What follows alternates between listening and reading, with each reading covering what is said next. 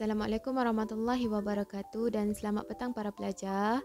Baiklah, pada hari ini kita akan sambung lagi PDPR kita untuk subjek yang pertama iaitu subjek sirah darjah 1 dalam pelajaran 3 yang bertajuk Nasab sebelah ayah Nabi Muhammad sallallahu alaihi wasallam iaitu Abdullah bin Abdul Muttalib.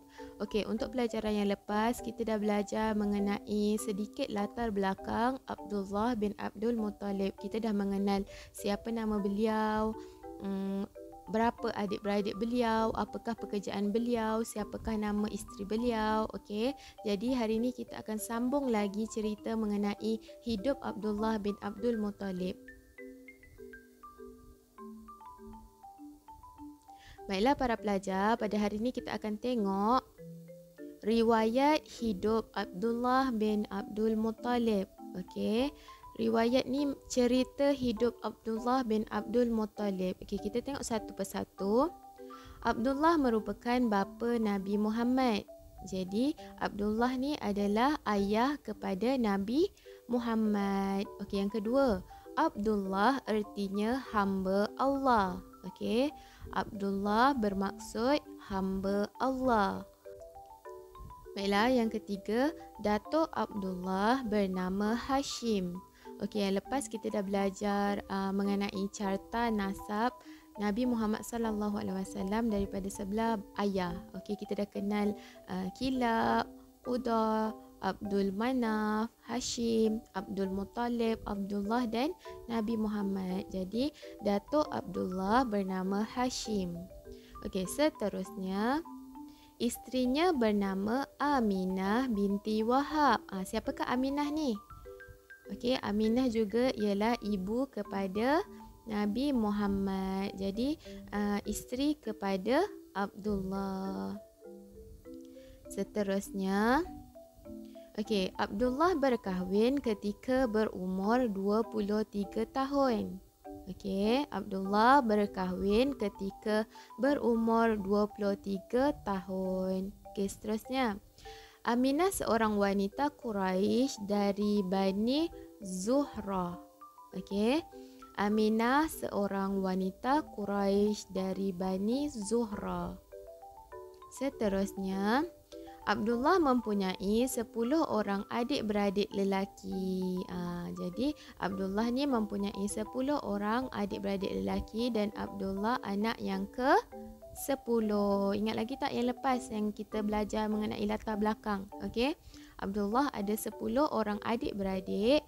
Jadi Abdullah adalah anak yang ke-10. Seterusnya, Abdullah anak yang paling disayangi oleh Abdul Muttalib. Jadi Abdullah ni adalah anak yang paling disayangi oleh ayahnya.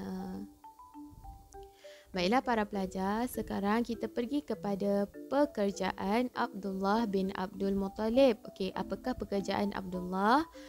Seorang ahli perniagaan yang berjaya. Jadi pekerjaan Abdullah ni ialah ahli perniagaan yang berjaya.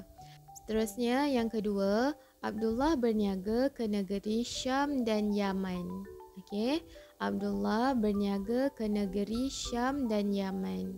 Okey, seterusnya, Abdullah juga seorang pengembala kambing. Jadi, pekerjaan Abdullah ni adalah seorang ahli perniagaan dan seorang pengembala kambing. Okey, ke mana Abdullah berniaga? Ke negeri Syam dan Yaman. Okey, baiklah para pelajar, sekarang kita lihat sifat terpuji Abdullah bin Abdul Muttalib. Okey, Abdullah bin Abdul Muttalib mempunyai sifat dan akhlak yang terpuji. Okey, tahukah awak semua, Abdullah bin Abdul Muttalib sangat disayangi oleh ayahnya dan orang ramai. Okey, kerana Abdullah memiliki sifat yang terpuji. Okey, kita tengok sifat yang terpuji Abdullah. Yang pertama, taat kepada orang tua. Okey, taat kepada orang tua. Yang kedua, kuat bekerja. Okey, kuat bekerja. Yang ketiga, sabar. Okey, Abdullah bin Abdul Muttalib memiliki sifat sabar. Okey, seterusnya merendah diri. Okey, sifat terpuji yang seterusnya ialah merendah diri. Okey, Abdullah bin Abdul Muttalib tidak memiliki sifat yang selalu menunjuk-nunjuk. Yang kelima, bersopan santun. Bersopan santun. Okey, seterusnya Abdullah bin Abdul Muttalib tidak suka bermusuh. Okey, tidak suka bermusuh. Seterusnya, berbudi bahasa. Berbudi bahasa. Seterusnya, baik hati. Baik hati. Dan yang terakhir pada hari ini ialah berani. Berani. Okey, baiklah. Kita ulang semula sifat terpuji Abdullah bin Abdul Muttalib. Yang pertama, taat kepada orang tua. Kedua, kuat bekerja. Ketiga, sabar. Keempat, merendah diri.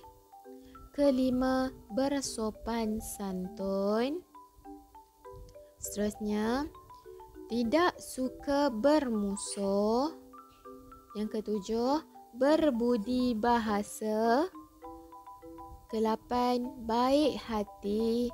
Dan yang terakhir ialah berani. Jadi itu adalah merupakan sifat-sifat terpuji ataupun akhlak yang baik Abdullah bin Abdul Muttalib yang patut kita contohi supaya kita pun boleh disayangi dan boleh juga orang hormat kepada kita. Okey, jadi itu saja penerangan saya berkaitan dengan cerita latar belakang pekerjaan dan sifat-sifat terpuji Abdullah bin Abdul Muttalib. Jadi untuk pelajaran seterusnya kita akan sambung lagi pada subjek yang akan datang. Terima kasih semua. Assalamualaikum warahmatullahi wabarakatuh.